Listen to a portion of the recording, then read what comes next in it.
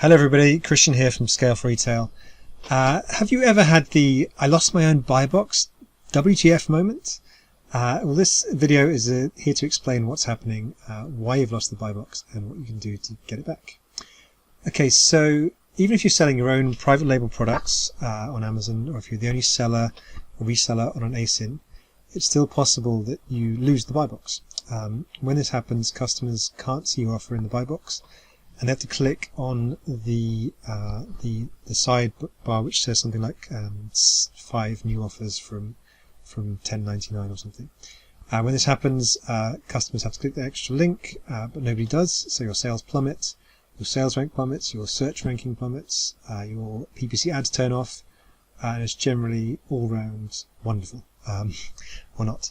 So let me show you a quick example of what this looks like in real life. So this is an example of a game which is sold, and this has a normal buy box. So the customer comes to this page, they click on add to basket, and this product is added to the basket. That's all fine. In this case, it will be sold by Amazon. That's fine. The customer goes to this page, sees a normal buy now, add to basket button, and continues on their way. The alternative to this is when the glass ceiling kicks in and something like this happens. When this happens, there's no buy box, so there's no buy box offer on the side. It says available from these sellers in the middle instead of showing the price and delivery status like it normally shows. And in order to buy this product, the customer has to click on this orange seal buying options box, and then from that page they then have to pick the offer they want and then add to basket. But in my experience, most customers never do that, and they never get beyond this first page. They just abandon, and so your conversion rate for your page goes way down, and because of that, your sales go down, and your sales rank goes down. Your PPC turns off because there's no valid buy box offer on the page, and generally it's all round awful for your performance of your products. Well, I can't explain why Amazon does this, or why Amazon is set up this way, but I can shed some light on what's happening to the best of my knowledge. I don't have any insider knowledge on this, it's just what I've worked out from listening to other people talk, as well as my own experience selling a wide variety of SKUs on Amazon. So basically, it seems Amazon has a glass ceiling price, and this price is worked out by a combination of algorithm and Amazon's robots and a bit of magic, and nobody knows exactly how they work that value out.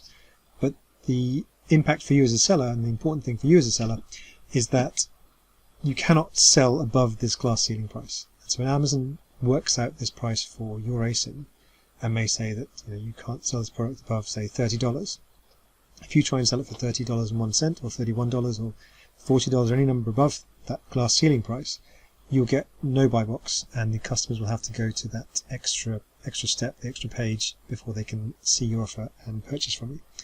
As I mentioned before as well, any PPC campaigns you have only run if you're the buy box winner.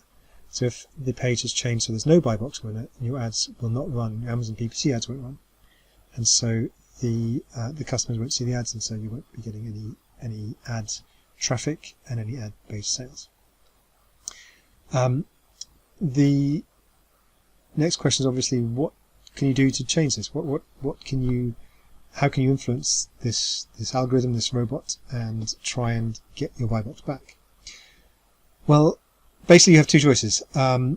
You can do nothing, so sales will drop, and in my experience they fall by an order of magnitude. So if you're selling 30 a day before, after this happens you may be selling 3 a day.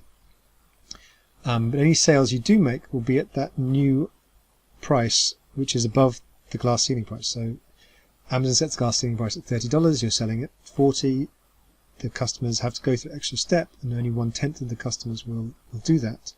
But those that do that are basically voting through the Amazon system that they're willing to pay that higher price. So what happens then is that eventually the algorithm will realize that that's the price customers are happy to pay, and it will move back up, and you'll win the buy box again. But there's no telling how long that will take, and it may take days or weeks or months before that kicks in and the buy box comes back. This method is usually sensible if the glass ceiling has been set a long way below where you're happy to sell. So if you're losing money at the glass ceiling price, if it's tens or tens of dollars below where you want to sell, then you may need to just stick it out and stay at the higher price. You can do some things to try and drive some external traffic through that listing and try and get them to purchase from you at the higher price. Again, that helps to nudge the algorithm, but there's no guaranteed way of speeding up, or there's no exact timescale on which the algorithm will update to accept that new higher price as a buy box eligible price. There's no date when they'll raise the glass ceiling. So your second option is to bring your price back down below the glass ceiling, and then you'll win the buy box again. And what I usually recommend to people is they do this at a time of day when they're not going to have a lot of customers, so they can play with the pricing a bit. So after midnight maybe, or in the early hours of the morning, whenever you can, drop your price by a fair amount, by more than you think you need to get below that glass ceiling price. And then once you're below the glass ceiling, you have the buy box back. Raise your price every 15 minutes by however much is reasonable to try and get back towards where you were before. So let's say you're selling at $40, you might drop your price down to $30 and just see if that wins you the buy box back. If not, you then drop down a bit more. If it does win you the buy box back at $30, you then increase your price by $1 or $2 every 15 minutes to try and find, and the idea is you're trying to find out what exact number the glass ceiling is set to. Now obviously if you're doing this, you need to be aware, because things like the lightning deals, if you're running lightning deals, you will know that you can only set your lightning deal price has to be no more than 20% less than your most recent lowest price. So if you start doing this and dropping your price to try and find the glass ceiling, that may affect your ability to run lightning deals at the prices you want to sell them at. So just be aware of the whole situation before you start playing with your pricing. But if you are willing to do this and you do manage to find the glass ceiling price, you then need to set your price at the highest price you can below that glass ceiling, so the highest price you can while still winning the buy box. And once you've done that, sell at that level until you've sold some units, or ideally for a day or two, and then try again pushing your price up a bit. So try pushing your price again. Depends on the exact numbers, and if your price is $5, it's different if your price is $50 or $500. But try and start pushing your price up again. So once you've made a few sales at what was the glass ceiling, try and push your price up by 50 cents or $1 or 10 cents, and just see if you keep the buy box at the higher price. If you do, then just play with that again until you find out where the new glass ceiling is set to. And then repeat until you manage to push that glass ceiling up slowly to the value you want it to be at, and you're back at the buy box being where you want it to be. Again, there's no guarantee of how long this takes. There's no known time frame for how quickly this glass ceiling algorithm updates. But both methods should work. So either keep your price above the glass ceiling, lose the buy box, but try and drive some sales through at the higher price, and that should kickstart the algorithm, or find the actual glass ceiling price and sell just below it, and then start pushing your price up to try and follow the glass ceiling up as it increases. So I hope that helps to demystify the scenario and understand what exactly is happening when you lose your own buy box. The other thing I think a lot of sellers forget, especially private label sellers, is that Amazon doesn't really know or care that you're a private label seller. They just have products in their catalog, and so they don't really give you any special consideration.